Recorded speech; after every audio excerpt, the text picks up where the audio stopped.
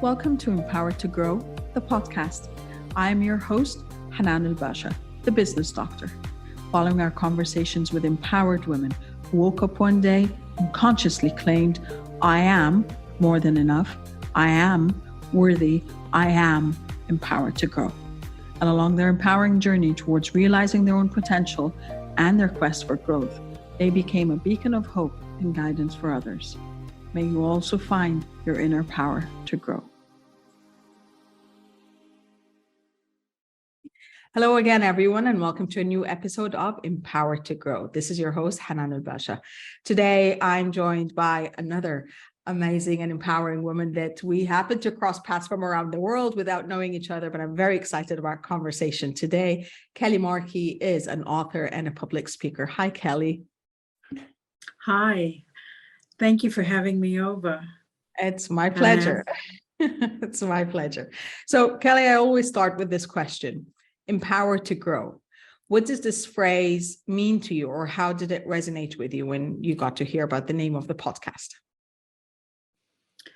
I guess it's part of my DNA. I feel like growing up in South Africa, I've felt disadvantaged in many ways. And I had a DNA in me that felt like I needed to empower and help others to grow. Mm-hmm. So it resonates with me. And in so many ways, I've done that on autopilot. Yeah. Yep, I'm totally relate to what you're saying. I think it's when we stop and kind of do this conscious stop of, oh, hang on a second, I am doing something. Let me do more of it. And then we realize we're actually either empowered to grow or empowering others to grow. So from that perspective, can you tell us a bit more about your story and how you came to being today the author and the speaker? Yes, absolutely. So I was born in South Africa. I moved to New Zealand, and I lived in New Zealand for about 15 years and then immigrated to Australia. And I work as a health executive. So I've traveled the world for work and for personal reasons as well. I had no desire to be an author. And I guess like with the rest of the world, we kind of was thrown into the mayhem of the pandemic. Yeah. And I found myself being in lockdown and wondering what's next. I'm normally a social butterfly and, achieving a million things per day. Mm-hmm. And I thought, where to from here? And during the pandemic, I found that everyone hit the panic button as the Apple cart toppled. And I was getting people, because I'm so well traveled and I have friends all over the globe, people were contacting me from around the world, wanting to, I guess, find their mojo, their resilience, or inspiration or motivation, or just wanted to have that communication that things were going to be okay because of, the unknown.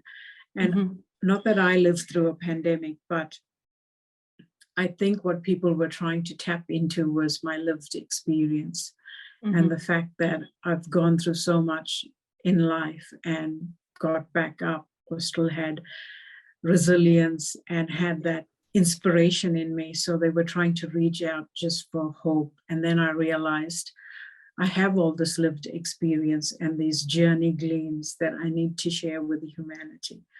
So I grabbed my laptop and I started writing. And because I lived it, it came naturally. So I wrote my manuscript, which is it was just over 200,000 words in 10 days. Wow. And yeah, that's how I felt as well. So I completed my manuscript, and then the Black Lives Matter unfolded in the US. Yes. And I felt compelled yet again to share my story about growing up in South Africa where apartheid reigned, and then moving to New Zealand and Australia and what that journey looked like. So that's in a nutshell. So we can go deeper, I guess, if you want to later. Of course. Well, love that. And as you said, I think because it is your lived experience, you didn't have to, it just flowed through you. It was just waiting for Absolutely. you to just open up that laptop and start typing. Exactly. Look, it's not an easy journey to actually be a literal open book.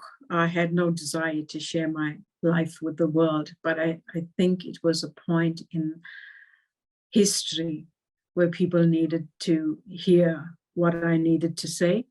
And it's been amazing. The reception has been amazing. So I launched my ebook initially, and within less than an hour, I became an international bestseller in 28 categories. And every person that reads my book, it resonates because it's raw. And even for myself, when I was writing, like, I thought I had dealt with these things and, you know, I've moved on from it, but the emotions came up rising. And as I was writing, I could feel tears well up. And it does the same for every reader because they identified through the journey. And that's the beautiful thing about vulnerability as well. I think it is a superpower because people could come together around it and kind of feel the relatability of whatever you have gone through. So from where you stand today, Kelly, what would you, what advice would you impart on your 19-year-old self, which I'm assuming was still in South Africa then? Yeah, wow. I remember well when I was in South Africa and I got my first job working for the government, and when I was leaving to go overseas to relocate to New Zealand, everyone said to me, "Are you crazy? You are giving up your government job, and you know you're going into the unknown." Because people, if they get a government security job, it's for like them, set for life. And for a moment, I thought, am I actually doing the right thing? And I look back and I think the terrain was so unknown. I had no idea. And I've, you know, gone through so much. If you read my memoir, I wouldn't have picked it. But if I look back, I wouldn't say I wouldn't change anything. There were things that I would like to change, but you know, I guess it's just the way the cookie crumbles. What I would say is that I'm glad I went head on into it. I have become a richer person. I've met people from all over the globe. I've been thrown into hurdles. You know, people wanted to see me sink, but I had to learn to swim. And it's been an amazing journey. That's great. So on the other end of the spectrum then, what would you like your 90-old self to thank you for today? I would like to thank myself for the resilience I've showed in spite of everything. And I'd like to thank myself for actually taking a stand and developing boundaries, because part of my struggle, I think, was because I was away from my nucleus and family and being alone in a foreign country. I always made compromises in terms of when people hurt me, I still gave them the benefit of the doubt. But now I've decided, or what I'm trying to implement, no matter who it is, no matter how close you are, whether it's, you know, blood or not, if it's inappropriate, it's inappropriate. So I thank myself that I have woken up to that. That's amazing. And as you said, I think boundaries and knowing where and when to stand up for yourself is I think, again, is a gift that we have to give ourselves. Actually, no one can give that to us. Our parents can tell us as much as possible, but there is this point in time where you stand up for yourself and say, that's it, enough is enough. This is where I draw the line, and boundaries start showing up, but in a healthy way for you.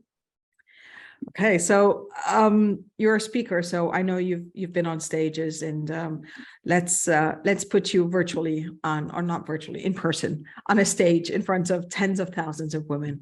And the talk is about being empowered to grow. what would be that last message you leave them with?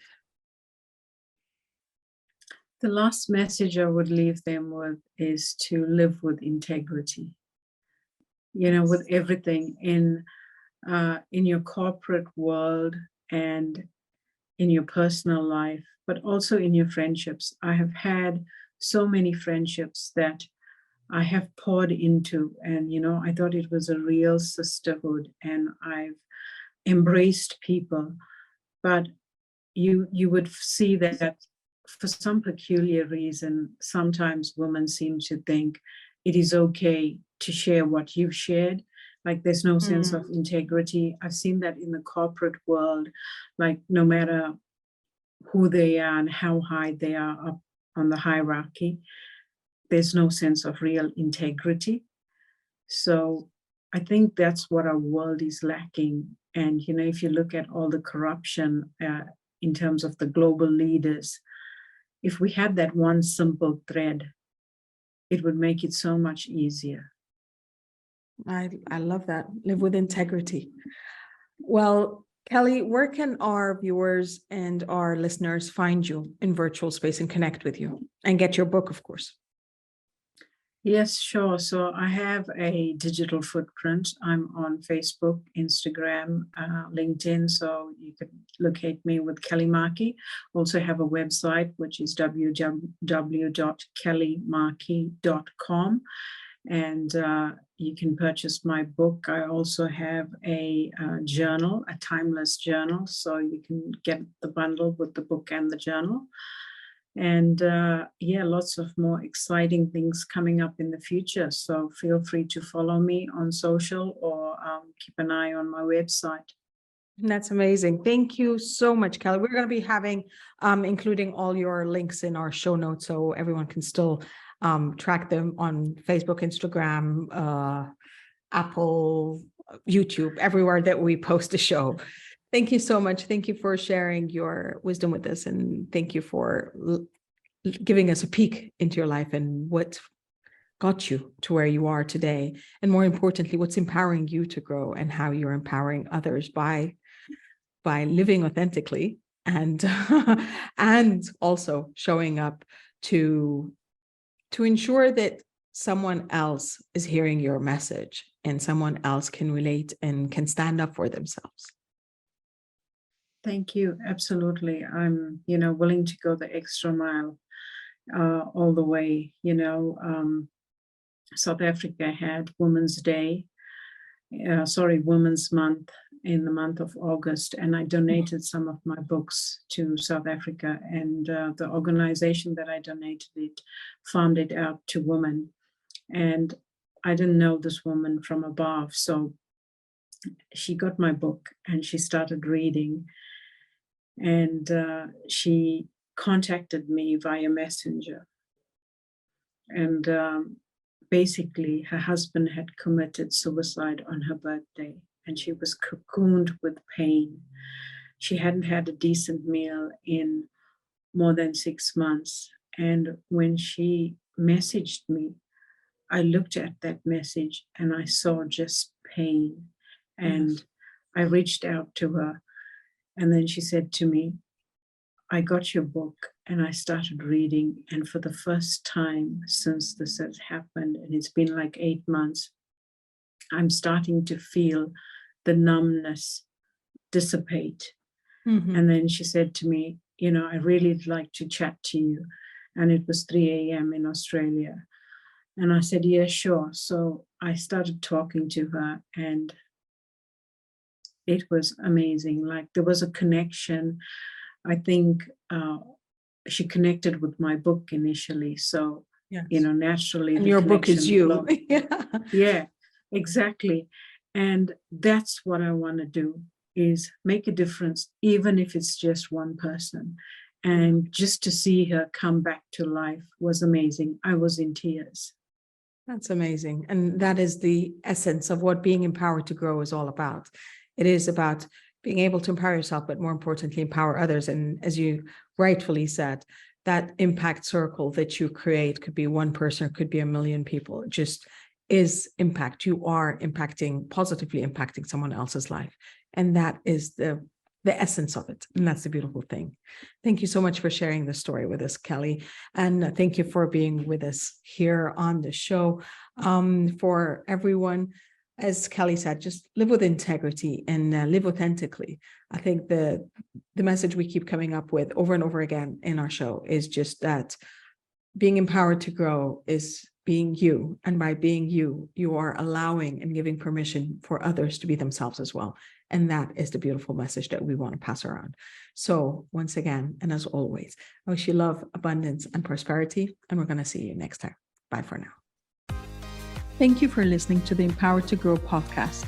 For further engagement with a tribe of empowered women, join my Facebook group, Empowered to Grow, or visit my website, www.hananulbasha.com. I'll catch you on the next episode. And until then, know that empowered you empowers others. Love, abundance, and prosperity to you all.